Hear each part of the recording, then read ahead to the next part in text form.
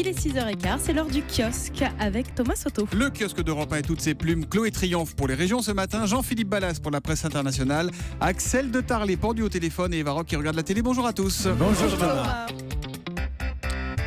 On commence avec vos quotidiens nationaux qui ont un fort accent british ce matin et la tonalité est assez sévère. Pour les Échos, l'accord trouvé ce week-end piège l'Europe. C'est le référendum de tous les dangers, enchaîne l'opinion.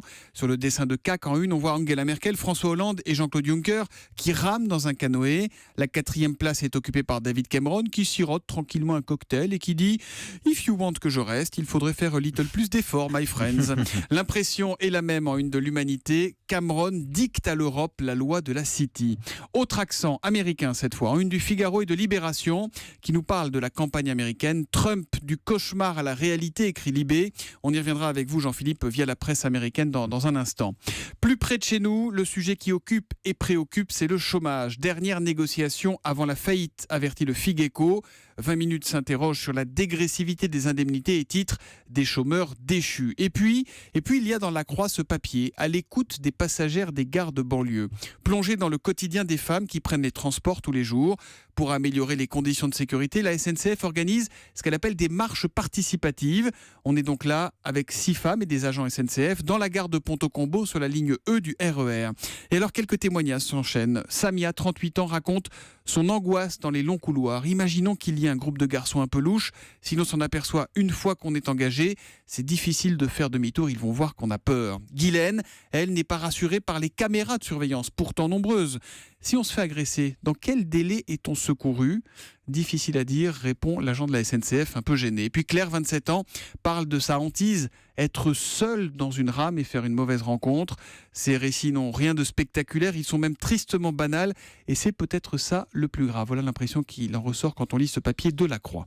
Chloé Triomphe, vous avez fait le tour des unes régionales ce matin. Quelles sont celles qui vous ont marqué ? Eh bien, la une de la Nouvelle République, Hollande, une semaine aux antipodes. Le chef de l'État est arrivé hier à Wallis et Futuna. L'Est républicain a choisi de parler d'un démontage qui va coûter très cher, Thomas. 60 millions pour démonter une centrale thermique au charbon. C'est à Blénod-les-Pont-à-Mousson. 60 millions 60 millions d'euros. Et enfin, dans la République du Centre, eh bien, on se positionne déjà pour les jobs d'été. Eh oui, c'est maintenant qu'il faut s'y mettre, paraît-il. L'histoire du jour, c'est la fin d'une institution à Lille et c'est l'un des titres de La Voix du Nord. Effectivement, et c'est la fin des moules. Et Thomas, c'est pas la peine de sourire parce que Au Moule, c'est une institution à Lille, une brasserie ouverte depuis 1930 qui sert des moules frites à tour de bras. Et bien, ce restaurant va fermer ses portes mercredi soir, c'est après-demain, donc après un dernier service. La raison, les murs ont été vendus par la propriétaire qui, à 78 ans, a décidé de prendre sa retraite. Mais voilà, elle a vendu à 2 enseignes de prêt-à-porter. Autant dire que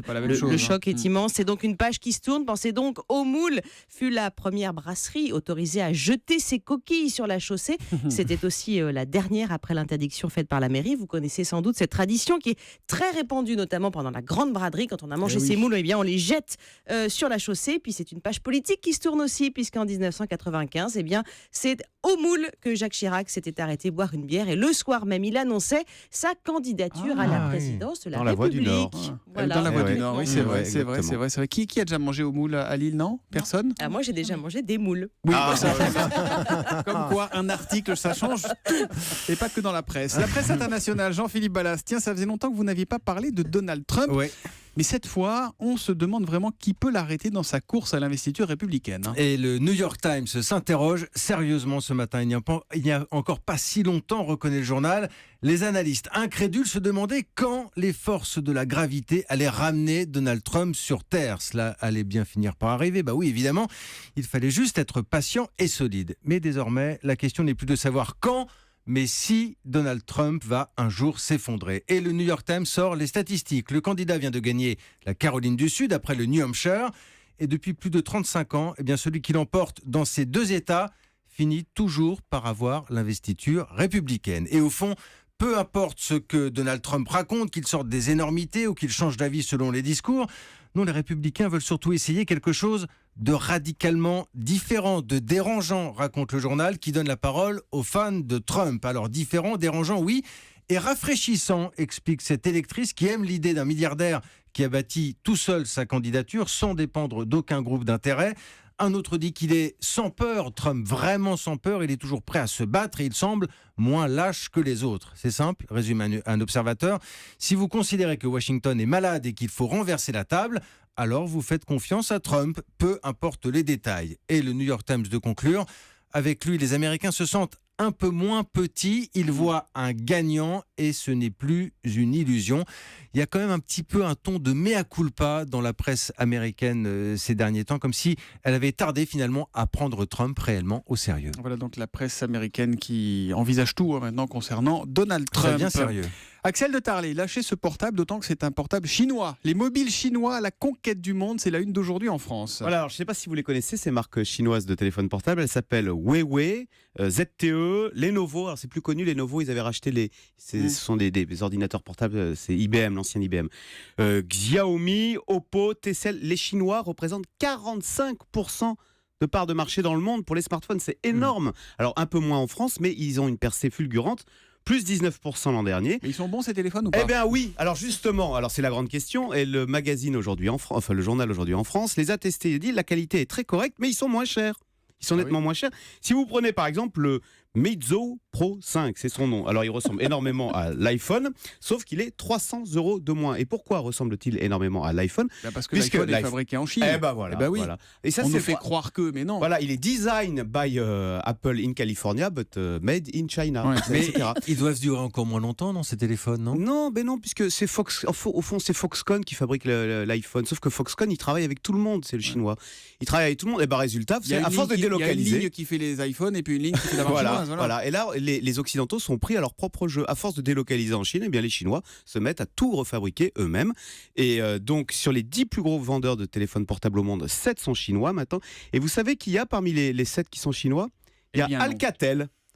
Alcatel qui vend son Idol 3 ou Idol 3, parce qu'on a beau être en Chine, j'imagine qu'on le prononce ça à l'anglaise, puisqu'Alcatel a vendu il y a 10 ans au chinois TCL son activité de téléphone portable, et donc maintenant ça nous revient, mais made in China, et c'est une marque low cost. Voilà. Donc si vous voyez Alcatel, ne vous dites pas tiens c'est français, j'achète, c'est chinois. Est-ce qu'il y a quelqu'un qui a un portable chinois autour de cette table? Non, je crois pas. Non. Et vous n'êtes pas du tout à la page, les amis. Alors à la télé ce soir, Annie Girardot à Cœur ouvert, c'est sur France 3 et c'est à 20h55. Eva Rock. Je ne sais pas si j'ai manqué au cinéma français, mais à moi le cinéma français a manqué. Follement. Éperdument. Est-ce que vous vous souvenez de ce moment-là ? Oui, évidemment, c'était en 96 Notre-Dame. exactement. Elle recevait, après une traversée du désert de 15 ans, un César pour son rôle dans Les Misérables de Claude Lelouch. Et bien, grâce à ce documentaire, et 5 ans après son décès, on va replonger avec délectation quand même dans cette carrière qui a débuté en fait au théâtre. C'était en 1956 avec une rencontre déterminante, c'était Jean Cocteau. Mais il y a un truc qui cloche dans son visage, dixit Jean Cocteau, et c'est Agnès Grossman qui est biographe qui raconte. Il la regarde et il trouve que son physique ne correspond pas à ce qu'elle est. Il l'emmène chez Alexandre, à l'époque un des plus grands coiffeurs de Paris, et il va lui couper les cheveux tout court. Voilà, les cheveux courts, c'est Jean Cocteau en fait à qui elle doit exactement. Et alors elle était super belle, franchement, quand on revoit ces images, elle est absolument magnifique. C'était une femme très libre, très libérée aussi, alors excessive dans son métier et dans sa vie rythmée par ses rencontres amoureuses. Et en 66, elle joue une femme trompée dans Vivre pour vivre. Vous vous souvenez de ce film de Claude Lelouch où elle donne la réplique à Yves Montand? Et en fait, dans sa vie, rien ne va plus non plus parce qu'avec son mari Renato Salvatori, c'est un peu chaud. Et c'est le cinéaste Claude Lelouch qui raconte les coulisses du tournage. Je pense qu'Annie a donné une dimension au film absolument formidable parce que pendant le tournage, elle vivait vraiment l'histoire du film avec Renato et avec moi. Pendant le film, on a été très proches, très proches. On ne savait plus à un moment donné si on tournait dans un film ou si on vivait le film. Alors c'est un à partir témoignage... de 3 traits, ça va être très proche. Exactement. C'est un témoignage parmi d'autres au milieu d'extraits de films. Alors pour un documentaire qui, je dois le vous dire, est un peu classique dans sa construction, il n'y a pas d'archives ultra étonnantes, mais il reste quand même très émouvant, notamment quand on retrace la fin de sa vie avec la maladie d'Alzheimer qu'il a emporté en 2011.